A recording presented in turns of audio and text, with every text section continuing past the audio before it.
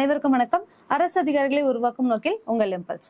வெல்வது நிச்சயம் 2025 அப்படிங்கிற டைட்டில் நம்ம ஃப்ரீயா classes and test series provide பண்ணிட்டு இருக்கோம்.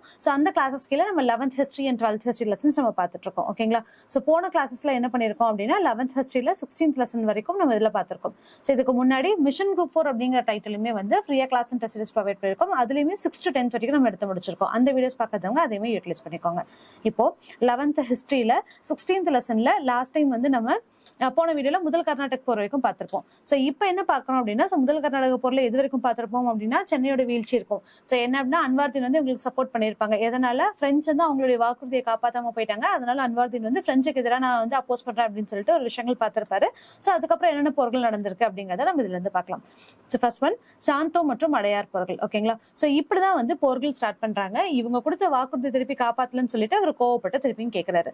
இதுக்கு நடுவுல அனந்தரங்கப்பிள்ளை நாட்குறிப்புகள் அப்படின்னு சொல்லிட்டு ஒரு பாக்ஸ் கண்டென்ட் இருக்கு.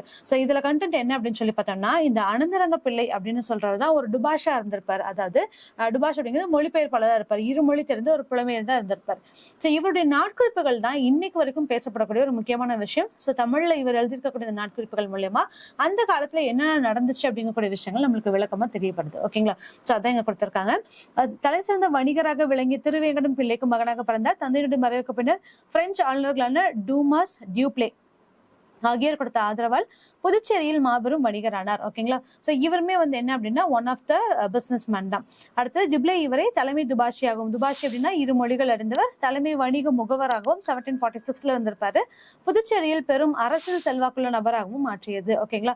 இது மூலமா என்ன பண்ணாங்க அப்படின்னா இவர் வந்து ஒரு ஹையஸ்ட் ஒரு பொசிஷன்ல இருக்கக்கூடிய ஒரு இடமா மாறுச்சு. ஆனால் அவருடைய உண்மையான புகழ் தமிழில் எழுதப்பட்ட ஏராளமான செய்திகளை உள்ளடக்கிய அவருடைய நாட்குறிப்புகளை சார்ந்தது அப்படிங்கிறது நம்ம பார்த்திருக்கோம். நாட்குறிப்புகள் அப்படிங்கிறது 1736 இருந்து 1760 வரைக்குமே அந்த விஷயங்கள் என்ன அப்படிங்கக்கூடிய டெய்லி டே குறிப்புகள், அதாவது டைரி எழுதுற மாதிரி வச்சுக்கோங்களேன். அந்த மாதிரி ஒரு நாட்குறிப்புகள் இவர் எழுதியிருக்காரு. ஆளுநராக இருந்த காலப்பகுதியுடைய வரலாற்றுக்கு மிகவும் மதிப்புமிக்க ஒரு சான்று ஆதாரம் அப்படிங்கறத நம்ம அனந்தரங்கப்பிள்ளை நாட்குறிப்புகள்ல பார்க்கலாம். மேலும் அது சமகால நிகழ்வுகள் குறித்து அவருடைய பார்வை மற்றும் கருத்துக்களுடைய பதிவு அப்படிங்கிறது உங்களுக்கு தெரியும். இதுதான் வந்து ஜஸ்ட் அவங்க அனந்தரங்கப்பிள்ளைனா என்ன, அவங்களுடைய நாட்குறிப்புகளுடைய முக்கியத்துவம் என்ன அப்படிங்கறத நம்ம பார்த்திருப்போம். ஓகேங்களா? அடுத்தது சாந்தோமன் அடையார் போர்கள். இந்த சாந்தோம் அடையார் போர் எதுக்காக வந்துச்சு? ஃபர்ஸ்ட் கர்நாடிக் வார்ல என்ன சொல்லியிருப்பாங்க அப்படின்னா பிரெஞ்சு வந்து நவாப் கிட்ட வந்து உதவி கேட்டிருப்பாங்க. நவாப் சப்போர்ட் பண்ணிருப்பாரு. நீ எனக்கு சொன்ன மாதிரி சென்னை திருப்பி தரேன்னு சொல்லிருக்க, திருப்பி தான்னு சொல்லும் போது அவர் கொடுக்க மாட்டேன்னு சொல்லியிருப்பாரு. அதனால அவருக்கு அப்போஸ் பண்றதுக்காக அன்வார்தீன் வந்து படையை எடுத்திருப்பாரு. ஓகேங்களா? அப்ப இந்த சாந்தம் மற்றும் அடையார் போர் என்ன அப்படின்னு சொல்லி பார்த்தோம்னா நவாபோட படைகள் வந்து எங்க இருக்கு அப்படின்னா ஜார்ஜ் கோட்டையை கைப்பற்றுச்சு. ஆனா பிரெஞ்சு என்ன பண்ணாங்க அப்படின்னா அவங்கள சாந்தம் வரைக்கும் பின்னாடி தள்ளாங்க. இதுதான் ஒரு ரீசன். ஓகேங்களா? இப்படி இருந்துட்டு இருக்கும்போது என்னாச்சு அப்படின்னா நடுவில் இருக்கக்கூடிய ஒரு ஆற்றுப்படுகைகள் எல்லாத்தையுமே தாண்டி இவங்களுடைய போர் வந்து மிக வலிமையா இருந்துச்சு. ஓகேங்களா? பிரெஞ்சுக்காரர்கள் என்ன நினைச்சிட்டாங்க அப்படின்னா நவாப் வந்து கொஞ்சம் ஹையஸ்ட் தானே, அவங்களுக்குன்னு சொல்லி நிறைய பவர் இருக்கும்ல. ஆனா நவாபோட படைகளையுமே வந்து எதிர்த்து அவங்களுடைய படைகளுக்குமே அதிக சேதத்தை கொடுத்துட்டாங்க அப்படிங்கிற விஷயம் இருந்திருக்கும். கடைசியில என்ன பண்ணிருப்பாங்க அப்படின்னு சொல்லி பார்த்தோம்னா நவாபோட படைகள் அதிகமா வந்து சஃபர் ஆயிருக்கும் இவங்களுடைய தாக்குதல் மூலியமா. இந்த டைம்ல டிப்ளே என்ன பண்ணிருப்பாரு, இவங்களோட பிரச்சனையே யாருக்கு? பிரெஞ்சுக்கும் பிரிட்டிஷ்க்கும் தானே. இவங்களுக்கு சப்போர்ட் பண்றேன்னு சொல்லிட்டு இவங்க பண்ணலங்கனால திருப்பி இவங்க எனக்கு கீழே இருந்துட்டு நீ என்ன ஏமாத்துறியாங்கிற மாதிரி ஒரு ஈகோ ஹர்ட்லாம் வந்து சண்டை போட்டிருப்பாங்க. அகைன் டிப்ளே இங்க ஒரு பிளே பண்றாரு. என்ன பண்ணிருப்பாரு அப்படின்னா கடலூர்ல ஆங்கிலேயருக்கு சொந்தமா இருக்கக்கூடிய புனித டேவிட் கோட்டையை வந்து இவர் பார்த்திருப்பாரு. ஏன்னா அவங்க கிட்ட இருந்து நம்ம ஜார்ஜ் கோட்டையை கைப்பற்றிட்டோம். பாண்டிச்சேரி இவங்க சைடுக்கு வந்துச்சு. அப்படி இருக்கும்போது கடலூர்ல இருக்கக்கூடிய பிரெஞ்சு டேவிட் கோட்டையுமே வந்து நம்ம வாங்கணும் அப்படிங்கக்கூடிய ஒரு விஷயம் இருந்திருப்பாரு. இந்த டைம் என்ன பண்றாங்க, ஏற்கனவே நவாபுக்கும் இவங்க பிரச்சனை பண்ணிட்டாங்க. ஃபர்ஸ்ட் நவாப் வந்து இவங்களுக்கு சப்போர்ட்டிவா இருந்தாங்க. ஆனா நவாபோட இஷ்யூ ஆயிடுச்சு. அப்ப நவாபும் பிரிட்டிஷரும் சேர்ந்து என்ன பண்றாங்க அப்படின்னா நம்ம என்னென்ன பகுதிகள் எழுந்தமோ அது எல்லாத்தையுமே பிரெஞ்சுக்காரர்கிட்ட திருப்பி வாங்கலாம், நீங்க எனக்கு சப்போர்ட் பண்ணுங்க அப்படின்னு சொல்லிட்டு பிரிட்டிஷர்ஸ் போய் நவாப் கிட்ட கேட்கறாங்க. இந்த சப்போர்ட் பண்ணிட்டு இருக்க டைம்ல மறுபடியும் டிப்ளே ஒரு பிளே பண்றாரு. என்ன சொல்றாரு அப்படின்னா இல்ல நீங்க பிரிட்டிஷ்க்கு வந்து சப்போர்ட் பண்ணாதீங்க, நான் சொன்ன மாதிரி உங்களுக்கு எல்லாத்தையுமே நான் திருப்பி தந்துடுறேன். அதே மாதிரி இந்த கோட்டையை நான் கைப்பற்றினாலும் அது திருப்பி உங்களுக்கு தான் நான் தரப்போறேன். அதனால இது ஒரு பிரச்சனையும் கிடையாது அப்படின்னு சொல்லிட்டு வெறும் ஒரு வார காலத்துக்கு நான் திருப்பி இது ஓகே, எனக்கு உங்களோட சண்டை எல்லாம் வேண்டாம், நான் எதுக்கு தேவையில்லாம் உங்க கூட சண்டை போனேன், எனக்கு பிரிட்டிஷர்ஸும் வேண்டாம். ஏன் அப்படின்னா அங்க அமெரிக்காவிலையும் ஆஸ்திரேலியாவிலும் வந்து இவங்களோட பிரச்சனை எதுவுமே கிடையாது. அதனால வேணாம் அப்படின்னு சொல்லிட்டு அகெயின் இவர் வந்து ஒரு டாக்டிக்ஸ் பிளே பண்றாரு. அது பிரகாரம் என்ன சொல்றாரு, இந்த கோட்டையில வந்து ஒரு வாரத்துக்கு நவாபோட கொடியை வந்து நான் பறக்கொட்டு திருப்பி நான் பிரிட்டிஷருக்கே கொடுத்துறேன், அவங்க கைப்பற்ற பகுதிகளை திருப்பி நான் உங்களுக்கே தந்துடுறேன் அப்படின்னு சொல்லிட்டு ஒரு பிளே பண்றாரு. இந்த டைம்ல என்ன பண்றாரு அப்படின்னா ஒரு 40,000 மதிப்பு இருக்கக்கூடிய ஒரு வேல்யூ வந்து இவர் கொடுத்துட்டு நீங்க பிரிட்டிஷர்ஸ்க்கு சப்போர்ட் பண்ணாதீங்க அப்படிங்கக்கூடிய விஷயத்தையும் வாங்கிட்டாரு. இப்ப இவருக்கு என்ன ஆல்ரெடி இவங்க 2 பேர் தானே ஃப்ரெண்ட்ஸ், அப்ப பிரிட்டிஷர் வந்து வேற யாரோ உள்ள வராங்க தானே. அகைன் திருப்பி இவங்க 2 பேர் என்ன பண்றாங்க, ஒரு உடன்படிக்கைக்கு வந்துறதுனால சரி ஓகே அவனுக்கு ஏன் நம்ம சப்போர்ட் பண்ணணும், ஏதோ பையன் தெரியாம பண்ணிட்டான், நம்மளே வந்து மன்னிச்சிடலாம் அப்படின்னு சொல்லிட்டு இவரோட முடிவுக்கு வராங்க. இந்த டைம்ல என்ன பண்றாங்கன்னா ஆங்கில படைகள் கடற்படை தலைவர் யார் அப்படின்னா பாஸ்கோவின் அப்படிங்கக்கூடிய தலைமையில புதுச்சேரியை கைப்பற்றதுக்காக இருந்தக்கூடிய 2 முயற்சிகளுமே தோல்வி அடைஞ்சிச்சு. ஏன் அப்படின்னா நவாப் வந்து சப்போர்ட் பண்றதுக்கு தயாரா இல்ல. சோ இதெல்லாம் பார்த்துட்டு அங்க ஒரு இஷ்யூஸ் நடந்துட்டு இருக்குல்ல, ஆஸ்திரேலியால ஒரு இஷ்யூ நடந்துட்டு இருக்குல்ல, அதே மாதிரி இங்கிலாந்துல அதாவது 1748ல ஐரோப்பாவில் இங்கிலாந்தும் பிரான்சும் ஒரு உடன்படிக்கையை கொண்டு வந்திருக்காங்க. ஓகேங்களா. சோ என்ன சொன்னா அங்க பிரச்சனை போய்கிட்டு இருக்கு, ஆனா இங்க வந்து எதுவும் ப்ராப்ளம் வேண்டாம் அப்படின்னு சொல்லி அப்போஸ் பண்ணிட்டு இருக்கும்போது இவங்க ஒரு இஷ்யூ கொண்டு வராங்க. அதுக்கு தான் இதெல்லாமே நடக்குது. அப்ப ஐரோப்பால இஷ்யூ போயிட்டு இருக்கு. சோ என்ன பண்ணிட்டாங்க, ஐலா ஷெஃபில் அப்படின்னு சொல்லக்கூடிய ஒரு ட்ரீட்டி, ஒரு உடன்படிக்கையை வந்து சைன் பண்றாங்க. எப்போன்னா 1748. அது பிரகாரம் என்ன சொல்றாங்க அப்படின்னா இங்க இருக்கக்கூடிய காலனிஸும் சண்டை போடாதீங்க அப்படின்னு சொல்லி சொல்லிட்டாங்க. சோ இதனால என்ன பண்றாங்க அப்படின்னா ஐலா ஷெஃபில் உடன்படிக்கை கையெழுத்திடப்பட்டுச்சு. இதனால இந்தியாவில் ஆங்கிலேயரும் பிரெஞ்சுக்காரும் தங்களுடைய மோதல்களை முடித்துக் கொண்டனர். அது மட்டும் இல்லாம பிரெஞ்சுக்காரர் என்ன பண்ணிட்டாங்க அப்படின்னு சொல்லி பார்த்தா இப்ப எல்லாமே இவங்க கைப்பற்றிட்டாங்க இல்லையா, பிரெஞ்சு தானே வந்து எல்லாமே பிரிட்டிஷர்ஸ் கிட்ட கைப்பற்றிட்டாங்க. ஆனா அவங்களுக்கு இதை விட முக்கியமா அங்க வட அமெரிக்கால அவங்களுடைய இடத்த வந்து கைப்பற்றணும் அப்படிங்கக்கூடிய தாக்கம் இருந்துச்சு. சோ அதனால என்ன பண்றாங்க, இந்தியாவில நீ வச்சுக்கோ, அங்க வந்து நான் எடுத்துக்கிறேன் அப்படின்னு சொல்லிட்டு ஒரு உடன்படிக்கை வராங்க. அதுதான் இந்த ஐலா ஷெஃபில் உடன்படிக்கை. அது பிரகாரம் சென்னையை வந்து திருப்பியும் ஆங்கிலேயருக்கே கொடுத்துட்டாங்க. அதுக்கு பதிலா என்ன வாங்கிட்டாங்க அப்படின்னா நார்த் அமெரிக்கால இருக்கக்கூடிய லூயிஸ் பார்க்க பிரெஞ்சுக்காரர்கள் வந்து அவங்களுடைய வசம் கொண்டு வந்துட்டாங்க. இப்படிதான் வந்து முதல் கர்நாடிக் வார் ஒரு முடிவுக்கு வருது. சரிங்களா. அடுத்து செகண்ட் கர்நாடிக் வார். செகண்ட் கர்நாடிக் வார் எப்ப நடக்குது அப்படின்னா 1749 to 54, ஆல்மோஸ்ட் 2 வருஷம் கழிச்சு வச்சுக்கோங்களேன். 1746 to 1748ல ஃபர்ஸ்ட் கர்நாடிக் வார் வருது. அது முடிஞ்ச ஒரு உடன்படிக்கை வந்ததுக்கு அப்புறம் அடுத்த வருஷமே திருப்பி ஒரு 5 வருஷத்துக்கு இவங்களுடைய போர் நடக்குது. இந்த இடத்துல என்ன ஆகுது அப்படின்னு சொல்லி பார்த்தோம்னா அகைன் ஐரோப்பாவில் பிரான்ஸுக்கும் இங்கிலாந்துக்கும் இடையில அவங்க வந்து ப்ராப்ளம் வந்து சார்ட் அவுட் பண்ணிட்டாங்க. இந்த ஐலா ஷெஃபில் உடன்படிக்கை மூலியமா வந்து அங்க எல்லாருக்கும் நார்மலா போயிட்டு இருக்கு. ஆனா இங்க என்ன பண்றாங்க அப்படின்னா இவங்க வந்து நோண்டிக்கிட்டே இருக்காங்க. ஏன்னா ஆல்ரெடி கைப்பற்றிட்டோம், திருப்பி கொடுத்துட்டோம், திருப்பி கொடுத்தோம். டிப்ளே வந்து ஒரு மாஸ்டர் பிளான் பண்ணிட்டு இருக்காரா.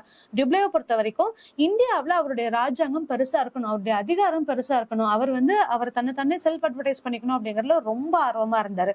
சோ அதனால அவரால் வந்து அது வந்து காம்பன்சேட் பண்ணிக்கவே முடியல. நான் கைப்பற்றின பகுதி எப்படி நான் வந்து சும்மா ஒரு உடன்படிக்கை காரணமா நான் திருப்பி எப்படி கொடுக்க முடியும் அப்படிங்கக்கூடிய ஒரு ஹர்ட் அவர்கிட்ட இருக்கு. சோ என்ன பண்றாரு அப்படின்னா திரும்ப ப்ராப்ளம்ஸ் வந்து கிரியேட் பண்றாரு.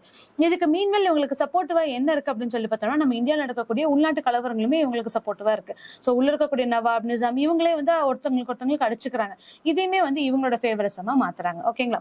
அப்போ இந்தியாவில் இவங்களால இருக்க முடியறது இல்ல. அப்ப என்ன பண்றாங்க, சுதேச அரசுகள் சொல்றீங்க நம்மளுக்கு ஆல்ரெடி ப்ராப்ளம் இருக்கா, இவங்க எல்லாத்தையுமே வந்து இன்டியூஸ் பண்றாங்க. சோ அது அவங்க கிட்ட இருந்து கைப்பற்றோம், இவங்க கிட்ட இருந்து கைப்பற்றோம் அப்படின்னு சொல்லிட்டு இந்த டைம்ல ஆல்ரெடி ஹைதராபாத்ல கர்நாடகால வந்து என்ன அப்படின்னு சொல்லி பார்த்தோம்னா வாரிசுரிமை போர் அப்படிங்கிறது நடந்துட்டு இருக்கு. சோ இதை வந்து இவங்களுக்கு சாதகமா மாத்திக்கிறாங்க. அப்ப என்ன பண்றாங்க, டைரக்டா 2 பேரும் சண்டை போட்டுக்கல, ஏன் உடன்படிக்கை செஞ்சுட்டோம், அதனால பிரிட்டிஷருக்கும் பிரெஞ்சுக்கும் நடுவுல சண்டை கிடையாது அப்படின்னு சொல்லிட்டு 2 பேரும் சமாதானமா போயிட்டாங்க. ஆனா என்ன பண்றாங்க, இங்க இருக்கக்கூடிய ஒரு பிரச்சனைகளை தனக்கு சாதகமா மாத்தி இவங்க மூலியமா சண்டை போடுறாங்க. அப்ப பிரெஞ்சும் பிரிட்டிஷும் திருப்பி பிரிறாங்க. இவங்க இப்ப என்ன பண்றாங்க, நிசாம்லயும் அதாவது ஹைதராபாத்லயும் கர்நாடகாலயும் வந்து வாரிசுரிமை போர் நடக்குது அப்படின்னு சொல்லி பார்த்தோமா. அப்ப இங்க ஒருத்தங்க நான் தான் லீட் எடுப்பேன் அப்படின்னு சொல்லி நிக்கிறாங்கல்ல. சோ அது யாரு அப்படின்னு சொல்லி பார்த்தோம்னா ஆசப் ஷா அப்படின்னு சொல்லக்கூடிய நிசாம். இவர் எங்க இருக்காரு, ஹைதராபாத்ல இருக்காரு. இவர் 1748ல இறந்துடுறாரு. ஓகேங்களா. இவருமே வந்து கொலை பண்ணிடுவாங்க. சோ இவரோட பையன் யார் அப்படின்னு சொல்லி பார்த்தோம் அப்படின்னா இவரோட பேரை வந்து முசாஃபர் ஜங், அதுக்கு முன்னாடி நாசர் ஜங் அப்படிங்கிறது இவரோட பையனா இருப்பாரு. சோ நாசர் ஜங்கோட தம்பி வந்து சலபத் ஜங் அப்படின்னு சொல்லி இருப்பாங்க. இவங்க 3 பேருமே இந்த கேரக்டர்ஸ் பின்னாடி வர்றாங்க. ஓகேங்களா. சோ இவங்க என்ன பண்றாங்க, ஆசப் ஷா என்ன பண்றாரு அப்படின்னா அவருடைய பேரன் முசாஃபர் ஜங்க வந்து இவங்க திப்லே வந்து சப்போர்ட் பண்றாரு. சோ இந்த கதை என்னன்னு சொல்லிடுறேன். சோ ஆசப் ஜாவோட பையன் யாருன்னு அப்படின்னு சொல்லிட்டோம், நம்ம வந்து நாசர் ஜங் அப்படின்னு சொல்லிட்டோம். சோ நாசர் ஜங்கோட பையன் யார் அப்படின்னா முசாஃபர் ஜங். இந்த நாசர் ஜங்க என்ன பண்ணிருப்பாங்க அப்படின்னா பிரெஞ்சு தான் வந்து கொண்டிருப்பாங்க. ஓகேங்களா.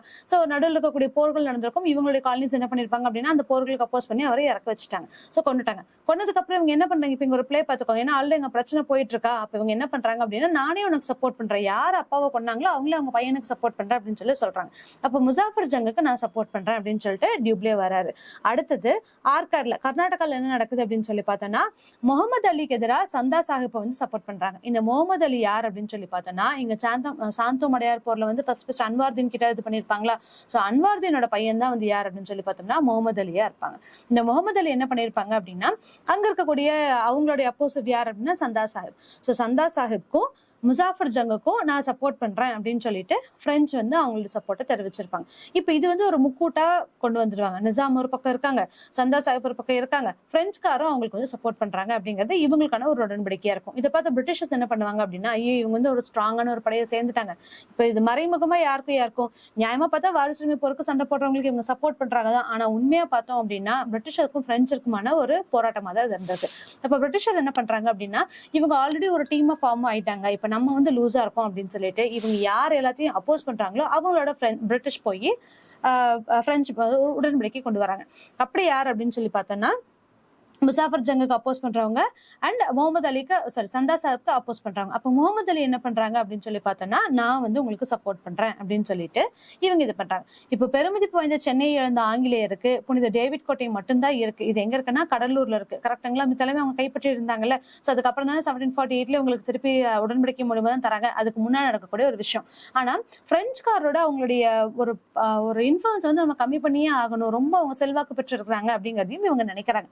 அப்ப ஹைதராபாத் அரியணைக்கு எதிரான போட்டியாளர் யார் அப்படின்னு சொல்லி பார்த்தோம்னா நாசர் ஜங்க. கர்நாடகத்துல வந்து யார் இருக்காங்க அப்படின்னு சொல்லி பார்த்தோம்னா அன்வார்தீன். ஓகேங்களா? அன்வார்தீனுக்கு அப்புறம் அரியணை ஏறினது யார் அப்படின்னு சொல்லி பார்த்தோம்னா முகமது அலி. இவங்க ரெண்டு பேர்த்தையுமே வந்து பிரிட்டிஷ் சப்போர்ட் பண்றாங்க. சோ இவங்க யார் அப்போஸ் பண்ணாங்களோ அவங்கள வந்து இவங்க சப்போர்ட் பண்றாங்க. சரிங்களா? சரி, இதுதான் வந்து இஷ்யூவா போயிட்டு இருக்கு. சோ அந்த ஆம்பூர் போர் என்ன அப்படின்னா ஆம்பூர் போர்ல அவங்க கொல்லப்பட்டிருப்பாங்க. யார் கொல்லப்பட்டிருப்பாங்க அப்படின்னு சொல்லி பார்த்தோம்னா அன்வார்தீன் கொல்லப்பட்டிருப்பாரு. சோ அதுக்கப்புறமா அன்வார்தீனோட பையன் யாரு முகமது அலி. முகமது அலி என்ன பண்ணிருப்பாங்கன்னா அட்லீஸ்ட் நம்ம உயிரா தப்பிக்கணும் அப்படின்னு சொல்லிட்டு திருச்சிக்கு தப்பிச்சு போயிருப்பாங்க. சோ திருப்பி இவங்க என்ன பண்ணிருப்பாங்க அப்படின்னா திருச்சியை வந்து கைப்பற்றணும் அப்படிங்கக்கூடிய ஒரு விஷயத்துக்கு வந்திருப்பாங்க. ஓகேங்களா? அது என்னன்னு பின்னாடி பார்க்கலாம். இப்ப என்ன பண்ணிட்டாங்க இவங்க ரெண்டு பேரும் அப்போஸ் பண்ணி சப்போர்ட் பண்ணி ஆரம்பிச்சிட்டாங்க. இப்ப ஆம்பூர் போருக்கு அப்புறம் ஆம்பூர் போர்ல இவங்க ஜெயிச்சிட்டாங்களா. சோ யார் ஜெயிச்சிருப்பாங்க அப்படின்னா அன்வார்தீனை கொண்டுட்டாங்க. சோ முகமது அலி வந்து தப்பிச்சு போயிட்டாங்க. அப்ப பிரெஞ்சு தான் வந்து ஜெயிக்கிறாங்க, பிரிட்டிஷ் வந்து தோக்குறாங்க. சோ இதுக்கப்புறம் என்ன பண்றாருன்னா முசாஃபர் ஜங்கையும் அதாவது நாசர் ஜங்கையும் கொல்லப்பட்டாங்க. சோ நாசர் ஜங் எங்கன்னு பார்த்தோம், பிரெஞ்சு படைக்கெல்லாம் நாசர் ஜங் கொல்லப்பட்டாங்க அப்படின்னு சொல்லி பார்த்தால அவங்களுடைய பையன் தான் வந்து முசாஃபர் ஜங்க்கு சப்போர்ட் பண்றாங்க. சோ பேரனுக்கு சப்போர்ட் பண்றாங்க, அப்பாவுக்கு சப்போர்ட் பண்ணல, அப்பாவை கொண்டுட்டாங்க. இப்ப இவருடைய தம்பி ஒருத்தர் இருப்பாரு, நாசர் ஜங்கோட சகோதரர் யார் அப்படின்னா சலபத் ஜங் அப்படின்னு சொல்லி ஒருத்தர் இருப்பாரு. அவங்கள திருப்பியுமே வந்து அரியணை ஏற்றதுக்காக சப்போர்ட் பண்ணுவாங்க. ஓகேங்களா? சோ இந்த டைம்ல முசாஃபர் ஜங் 1750 டிசம்பர்ல வந்து ஹைதராபாத் நிஜாமாக ஆக்கப்பட்டார். சோ இவங்களை கொன்னதுக்கு அப்புறம் பேரனை வந்து அவங்களோட ஹைதராபாத் நிஜாமா மாத்திட்டாங்க. பேரரசை நிறுவ வேண்டும் என்று துப்ளியோட கனவு வந்து ரொம்ப பெருசா இருந்திருக்கலாம். ஆனா வந்து அதுல என்ன ஆச்சு அப்படின்னா கொஞ்ச நாள் கஷ்டப்பட்டு இருந்தாங்க அப்படிங்கிறது நம்ம பார்த்திருப்போம். அப்போ நிஜாமிடம் இருந்து ஆர்காட் நவாபிடம் இருந்து துப்ளி பெருமளவு பணத்தையும் நிலங்களையும் பெற்றார். ஓகேங்களா? சோ இவங்களுக்கு என்ன நான் சப்போர்ட் பண்ணி தரேன் அப்படின்னு சொல்லிட்டு இவங்களுடைய ஆர்கனைசேஷன்ஸ் எல்லாமே இவர் வாங்கிட்டாரு அப்படிங்கறதையும் நம்ம பார்த்திருப்போம்.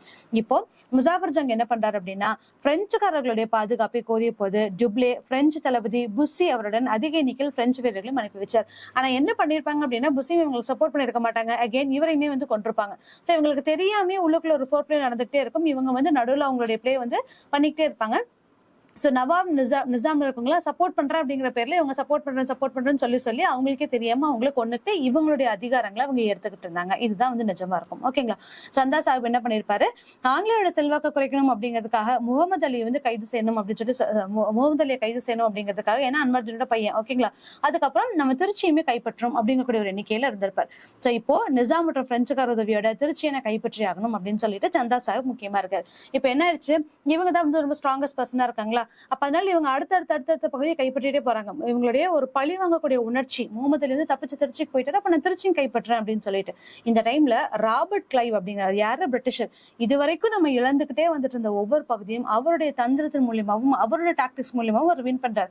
எப்படி அப்படின்னா நிசாமும் சரி, பிரெஞ்சும் சரி, சந்தா சாஹிப்பும் சரி, இவங்க 3 பேர் இப்ப ஒண்ணு சேர்ந்துட்டாங்க அப்படின்னு தெரிஞ்சிச்சா. இவங்க எங்க போயிட்டாங்க, திருச்சியை கைப்பற்றதுக்காக கீழே சவுத்துக்கு வந்துட்டாங்க. அப்ப இங்க கர்நாடகால என்ன இருக்கு, இங்க யாருமே இல்லாத எம்டியா தான் இருக்கு. ராபர்ட் கிளைவ் டக்குன்னு என்ன யோசிக்கிறாரு அப்படின்னா, நான் எத்தனை நாள் தான் கடலூர் வந்து காப்பாத்திக்கிட்டே இருக்கு, புனித டேவிட் கோட்டை மட்டும் தான், செயின்ட் டேவிட் கோட்டை மட்டும் தான் அவங்க கிட்ட இருக்கு. சரி, எத்தனை நாள் நான் காப்பாத்திட்டு இருக்கணும்னு சொல்லிட்டு எல்லாருமே அவங்களுடைய கூட்டுப்படைகளோட திருச்சியை போய் கைப்பற்ற நினைக்கும் போது இவரு டக்குன்னு கர்நாடகாவை கைப்பற்றதுக்காக போயிட்டாரு. ஓகேங்களா. அதுதான் வந்து கிளைவும் இரண்டாவது கர்நாடக போரும். இவர் என்ன பண்றாரு அப்படின்னா, நீங்களாம் கீழே போயிட்டு இருங்க, நான் போய் கர்நாடகாவை கைப்பற்றேன் அப்படின்னு சொல்லி போறாரு. இதை பார்த்து சந்தா சாஸ்திரி ஐயோ இது என்ன புது ஒரு பிரச்சனையா போயிடுச்சு அப்படின்னு சொல்லிட்டு அவரோட பையன் கிட்ட இவ்வளவு நம்பர்ஸ் நம்ம கொடுத்துட்டு நீ போய் ஃபர்ஸ்ட் ஆர்காட்டை காப்பாத்து, கர்நாடகாவை முதல்ல காப்பாத்து அப்படின்னு சொல்லிட்டு இவங்க சொல்றாங்க. ஓகேங்களா. இந்த டைம்ல யார் இருக்காங்க அப்படின்னா, சந்தா சாஹிப் உடனடியாக 3000 வீரர்களை தனது மகன் யார் அப்படின்னா ராஜா சாஹிபோட தலைமையில ஆர்காட்டுக்கு அனுப்பி வைக்கிறாரு. 1752 ஆகஸ்ட் 31 ஆர்காட்டை கைப்பற்ற கிளைவ் இப்ப என்ன பண்ணிட்டாங்க, கிளைவ் ஆர்காட்டை கைப்பற்றிட்டாங்க. ஏன்னா அங்க இருக்கக்கூடிய ஸ்ட்ராங் பொசிஷன்ஸ் எல்லாருமே வந்து திருச்சியில இருக்காங்க, அதனால ஆர்காட்டை கைப்பற்றிட்டாங்க. என்ன பண்ணிட்டாங்க அப்படின்னா 53 நாள் அந்த கோட்டை முற்றுகையை தாக்குப்பிடிச்சாங்க. எல்லாமே இவங்களால அது முடிஞ்சது. ஏன்னா அவங்களுக்கான ஒரு வைராக்கியம், எப்படி என்ன வந்து நீ தோக்கடிச்சிட்டே இருக்க அப்படின்னு சொல்லிட்டு அவங்களையும் வந்து கைப்பற்றாங்க. ஓகேங்களா. சோ அப்ப என்ன பண்றாங்க, இவங்களையும் தாண்டி சோ இதுல இந்த பிரெஞ்சுக்காரர்களுக்கு ஒரு பிரிட்டிஷருக்கு இன்னொரு முக்கியமான விஷயம் என்ன அப்படின்னா, இவங்க தான் ஒரு பெரிய காலனியா இருக்காங்களா, அப்ப சுத்தி சுத்தி இருக்கக்கூடிய சிற்றரசர்களுமே இவங்களுக்கு உதவ ஆரம்பிச்சுட்டாங்க. சோ அப்படி இருக்கும்போது ஆரணி போர்ல ஆங்கிலேயரும் மராத்திய அரசர் முராரி ராவும் தங்களை காட்டிலும் அதிக எண்ணிக்கையிலான பிரெஞ்சு ஆர்காட் படைகளை வந்து எதிர்கொண்டாங்க. இப்படி கண்டினியூஸா நடந்த போர்ல வந்து அங்க இருக்கக்கூடிய குட்டி குட்டி பீப்புள்ஸுமே வந்து இவங்களுக்கு சப்போர்ட் பண்ணாங்க அப்படிங்கறத நம்ம பார்த்திருப்போம். அப்போ ஐரோப்பாவில இங்கிலாந்துக்கும் பிரான்ஸுக்கும் எந்த போருமே கிடையாது, அமைதியா இருங்க அப்படின்னு சொல்லிட்டு இருக்க டைம்ல இந்தியாவில அவங்களுடைய காலனிகள் போர்ல இருக்கிறது வந்து இவங்க அப்போஸ் பண்றாங்க. இதை செய்யாதீங்க நான் உங்களுக்கு சொன்னோம், ஆனாலுமே திருப்பி நீங்க இதை செஞ்சீங்கன்னா என்ன அர்த்தம், அப்ப நாங்க எதுக்காக இங்க ஒரு ஹையர் பொசிஷன், நாங்க உங்களுக்கு எதுக்கு நாங்க ஆர்டர் பண்ணணும் அப்படிங்கக்கூடிய ஒரு கண்டனம் அவங்க தெரிவிக்கிறாங்க. சோ இதனால 1755 புதுச்சேரி உடன்படிக்கை அப்படிங்கிறது ஒண்ணு நடக்குது. இந்த புதுச்சேரி உடன்படிக்கை மூலமா அவங்களுடைய காலனிஸ் அவங்களுக்கு திருப்பி கொடுங்க, உங்களுக்கு இதுக்கு எந்த சண்டையும் கிடையாது, எந்த பிரச்சனையும் கிடையாது. நம்ம ஆல்ரெடி ஐலாஸ் ஃபிலிம் 1748 போட்டிருப்பாங்கல்ல, அது பிரகாரம் நம்மளுடைய நாடுகள் நம்ம கைப்பற்றிட்டோம். இதுக்கு மேல அங்க இருக்கக்கூடிய சுதேச அரசுகள், அதாவது அங்க இருக்கக்கூடிய குட்டி குட்டி அரசுகளை பிரச்சனை வந்துச்சு அப்படின்னா பிரிட்டிஷும் பிரெஞ்சும் தலையிடக்கூடாது அப்படிங்கக்கூடிய உடன்படிக்கையும் இதுல கொண்டு வந்துட்டாங்க. ஓகேங்களா. சோ அகைன் திருப்பி என்ன ஆயிடுச்சு அப்படின்னா, இந்தியாவில் இருக்கக்கூடிய இடங்கள்லாம் வந்து அவங்கவுங்களுக்குன்னு சொல்லி போக ஆரம்பிச்சிச்சு. அப்போ நம்ம பார்த்துருக்கும்படி சென்னையை வந்து பிரிட்டிஷர்ஸ் கைப்பற்றிட்டாங்க. சோ வங்காளம், கடலூர் இது எல்லாமே வந்து பிரிட்டிஷர்ஸ் கையில தான் இருக்கு. மித்த இடங்கள் எல்லாமே வந்து பாண்டிச்சேரி எல்லாமே வந்து பிரெஞ்சு கையில இருக்கு. இப்படி அவங்களுடைய இடத்தை வந்து பிரிச்சிட்டாங்க. இது மூலமா இரண்டாவது கர்நாடக போரும் வந்து சுமூகமா முடிவு பெறுது. இதுக்கு நடுவில் இந்த ராபர்ட் கிளைவ் யார் அப்படின்னு சொல்லி பார்த்தோம்னா, ராபர்ட் கிளைவ் ரொம்ப பொறுப்பான ஒரு சூப்பரான அக்ரெசிவான ஒரு ஹீரோவெல்லாம் எடுத்திருக்க மாட்டாரு. எல்லாத்துலயுமே ரெகுலர் பண்ணி ஒரு ஒரு எதுக்குமே யூஸ் ஆகாத ஒரு பர்சன் அப்படின்னு சொல்லிட்டு அவங்க அப்பா என்ன பண்ணிருப்பாருன்னா ஒரு ரைட்டரா ஜாயின் பண்ணிருப்பாரு ஈஸ்ட் இந்தியா கம்பெனில.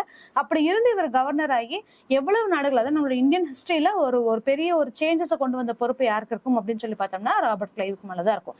இதை பார்த்துட்டு டிப்ளேவையும் திருப்பி வாங்கியிருப்பாங்க, நீங்க இங்க வந்துருங்க, உங்களாலதான் அங்க பிரச்சனை பெருசா போயிட்டு இருக்கு, அதனால நீ இங்க வந்துரு அப்படின்னு சொல்லிட்டு அவருக்கும் கண்டனம் தெரிவிச்சிருப்பாங்க. இதுக்கப்புறம் தான் அடுத்தடுத்த போர்கள் வருது. சோ தேர்ட் கர்நாடிக் வார் எத்தனை வருது, எப்படி வருது அப்படிங்கிறது எல்லாத்தையுமே நம்ம நெக்ஸ்ட் வீடியோல பார்க்கலாம். தேங்க்யூ.